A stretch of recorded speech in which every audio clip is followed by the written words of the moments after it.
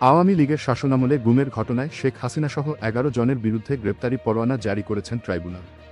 সোমবার আন্তর্জাতিক অপরাধ ট্রাইব্যুনালের চেয়ারম্যান বিচারপতি গোলাম মর্তুজা মজুমদারের নেতৃত্বাধীন ট্রাইব্যুনাল এ আদেশ দেন। সাবস্ক্রাইব করুন আর নতুন ভিডিও দেখতে বেল আইকনে ক্লিক করতে ভুলবেন না। গুমের ঘটনায় শেখ হাসিনা ছাড়াও গ্রেপ্তারি পরোয়ানা জারি হওয়াদের মধ্যে আছেন সাবেক প্রতিরক্ষা বিষয়ক উপদেষ্টা অবসরপ্রাপ্ত মেজর জেনারেল তারিক আহমেদ সিদ্দিক ও পুলিশের সাবেক মহাপরিদর্শক বেনজির আহমেদ, বরখাস্তকৃত মেজর জেনারেল জিয়াউল আহসান। এ বিষয়ে ব্রিফিংয়ে ট্রাইব্যুনালের প্রসিকিউটর জানান, বিগত ১৫ বছরে গুম ও ক্রসফায়ারের মাধ্যমে বাংলাদেশে একটি ভয়ের সংস্কৃতি চালু করা হয়েছিল। হাজার হাজার মানুষকে সাদা পোশাকে কিংবা পোশাকধারী বিভিন্ন বাহিনী এসে তুলে নিয়ে যেত। এরপর তারা আর কোনোদিন ফিরে আসত না, অধিকাংশই ফিরে আসেনি।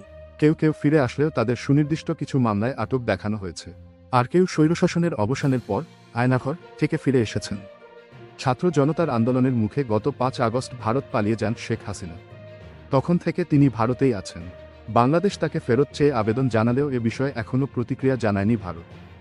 গত শনিবার পররাষ্ট্র উপদেষ্টা তৌহিদ হোসেন বলেন, ওনাকে ফেরত পাঠানো নিয়ে ভারতের কোনো আনুষ্ঠানিক প্রতিক্রিয়া এখনও আমরা পাইনি। অন্তর্বর্তীকালীন সরকার বলেছে, ইন্টারপোলের নোটিশ জারির মাধ্যমে শেখ হাসিনাসহ পলাতক আসামিদের ফেরত আনবে সরকার।